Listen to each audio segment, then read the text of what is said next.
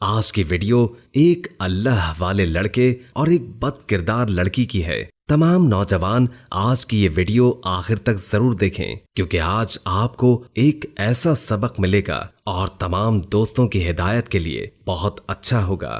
بات شروع کرنے سے پہلے پیارا اسلام چینل کو لائک کیجیے، سبسکرائب کیجیے اور محفل دعا کا حصہ بننے کے لیے کامنٹ میں اپنا نام تحریر کیجیے۔ حضرت احمد بن سعید رحمت اللہ تعالی علیہ اپنے والد محترم سے نقل کرتے ہیں، ایک گاؤں میں ایک عبادت گزار، خوبصورت اور نیک سیرت نوجوان رہتا تھا۔ وہ اپنا زیادہ تر وقت مسجد میں ہی گزارتا اور ہر وقت یاد الہی میں مشغول رہتا۔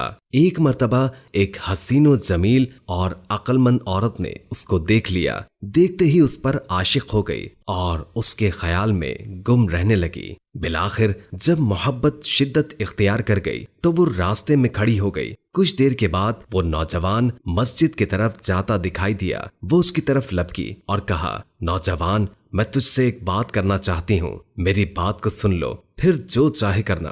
اس شرم و حیا کے پیکر نوجوان نے جب ایک غیر محرم عورت کی آواز سنی تو اس کی طرف متوجہ نہ ہوا اور نگاہیں جھکائے تیزی سے مسجد کی طرف بڑھ گیا۔ جب مسجد سے گھر کی طرف آنے لگا تو وہی عورت ملی اور کہنے لگی، اے نوجوان، میری بات سن، میں تجھ سے کیا کہنا چاہتی ہوں۔ نوجوان نے نگاہیں جھکائے جواب دیا، یہ تہمت کی جگہ ہے، میں نہیں چاہتا کہ لوگ مجھ پر تہمت لگائیں۔ عورت نے کہا، واللہ میں تیری حالت سے اچھی طرح خبردار ہوں، لیکن میں اپنے نفس کے ہاتھوں مجبور ہوں۔ میں خوب جانتی ہوں اتنا معمولی سا تعلق بھی لوگوں کے نزدیک بہت بڑا ہے۔ تجھ جیسے نیک خصلت اور پاکیزہ لوگ آئینے کی طرح ہوتے ہیں، چھوٹی سی غلطی بھی ان کو داغدار بنا دیتی ہے، لیکن میں کیا کروں، میں بے بس ہوں۔ میرے دل کا یہ حال ہے کہ ہر وقت تیری یاد میں تڑپتا ہے اور میرے جسم کے تمام اعضاء تیری طرف ہی متوجہ ہیں۔ نوجوان اس کی بات سن کر کچھ کہے بغیر اپنے گھر کی جانب چلا گیا۔ گھر جا کر اس نے نماز پڑھنا چاہی، لیکن اسے خشوع و خضوع حاصل نہ ہو سکا۔ بالآخر اس نے ایک خط لکھا اور باہر آیا تو دیکھا کہ وہ عورت اسی جگہ کھڑی ہے۔ نوجوان نے جلدی سے خط اس کی طرف پھینکا اور واپس آ گیا۔ عورت نے خط اٹھایا اور بےتاب ہو کر پڑھنے لگی۔ خط میں لکھا تھا، اللہ کے نام سے شروع کرتا ہوں۔ اے عورت، یہ بات اچھی طرح ذہن نشین کر لے، بندہ جب اللہ کی نافرمانی کرتا ہے تو اللہ پاک اس کو درگزر فرماتا ہے، اور جب دوبارہ گناہ کرتا ہے تو اللہ پاک اس کی پردہ پوشی فرماتا ہے۔ لیکن جب بندہ اتنا نافرمان ہو جاتا ہے کہ گناہوں کو ہی اپنا اوڑھنا بچھونا بنا لیتا ہے تو اللہ پاک اس سے سخت ناراض ہو جاتا ہے، اور اللہ کی ناراضگی کو آسمان و زمین، پہاڑ و شجر و حجر، کوئی بھی چیز برداشت نہیں کر سکتی۔ پھر کس میں ہمت ہے کہ اس کی ناراضگی کا سامنا کرے؟ اے عورت، اگر تو اپنے بیان میں جھوٹی ہے، میں تجھے وہ دن یاد دلاتا ہوں جس دن آسمان پگھل جائے گا اور پہاڑ روئی کی طرح ہو جائیں گے اور تمام مخلوق اللہ کے سامنے گھٹنے ٹیک دے گی۔ اللہ کی قسم، میں اپنی اصلاح میں کمزور ہوں، پھر بھلا دوسروں کی اصلاح کیسے کر سکتا ہوں؟ اگر تو اپنی باتوں میں سچی ہے اور واقعی تیری کیفیت وہی ہے جو تو نے بیان کی ہے، تو میں تجھے ایک ایسے طبیب کا پتہ بتاتا ہوں جو دلوں کا علاج بہترین جانتا ہے۔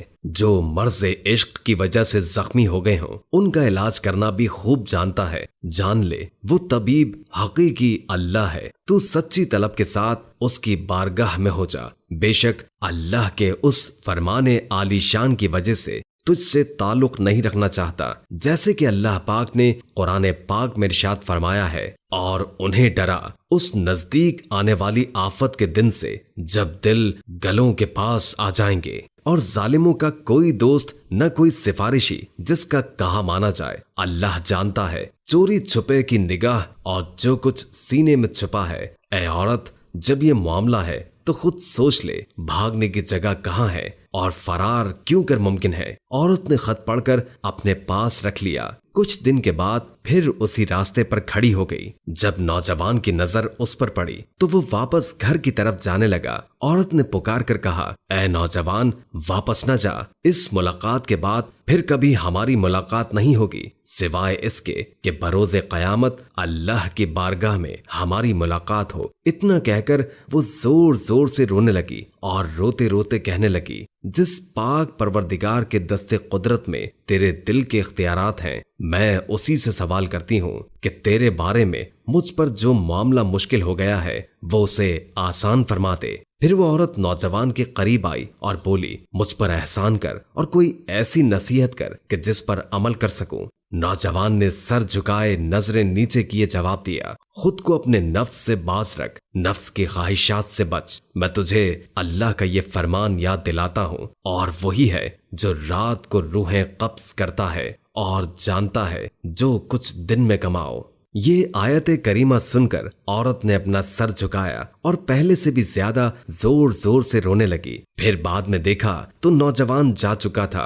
वो औरत घर चली आई और फिर इबादत और रियाजत को अपना मशगला बना लिया। हर वक्त याद इलाही में मशगूल रहने लगी। जब भी याद आती उसका खत मंगवा कर आंखों से लगा लेती। एक मर्तबा किसी ने पूछा, तुझे इस तरह करने से क्या मिलता है? वो कहने लगी, मैं क्या करूं, या मेरे लिए इसके अलावा कोई इलाज है? वो दिन रात याद इलाही में मसरूफ रहती। जब रात होती तो नवाफिल अदा करती और बिलाखिर इसी तरह इबादत और रियाजत करते करते इस जहाने फानी से रुखसत हो गई। मेरे मोहतरम अजीज दोस्तों, एक लम्हे के लिए खुद को उस नौजवान की जगह रखकर सोचिए, अगर आप उस नौजवान की जगह होते तो क्या करते? इस दौरान आपके जहन में जो पहला ख्याल आए बस वही आपके ईमान की गहराई है कि आपके ईमान का दर्जा क्या है। शायद 90% हम लोग इस गुनाह का शिकार हो जाते हैं क्योंकि इसका दारो मदार हमारे ईमान पर है, और हमारे ईमान का आजकल के दौर में क्या दर्जा है सब जानते हैं। और क्या ही अजीम लोग थे वो जो बुराई का बदला भलाई से देते थे। शैतान की चालाकियों को आपने देखा कि वो नौजवान शैतान के जाल में नहीं फंसा, बल्कि शैतान की चाल को रहमानी ताकत से शिकस्त देकर एक बदकार औरत को अल्लाह के रास्ते पर डाल दिया। एक गुनाहगार औरत की जिंदगी का नक्शा ही बदल दिया। दोस्तों, अगर आप उस नौजवान की जगह होते तो क्या करते? अपना जवाब कमेंट बॉक्स में जरूर बताएं। सिर्फ इसलिए कि उसका ईमान अल्लाह पर था। उसने न सिर्फ खुद को गुनाह से बचा लिया बल्कि एक भटकी औरत की जिंदगी को अल्लाह के रास्ते पर डाल दिया। अल्लाह मेरी और आपकी और हम सब की जिंदगी को ईमान की ताकत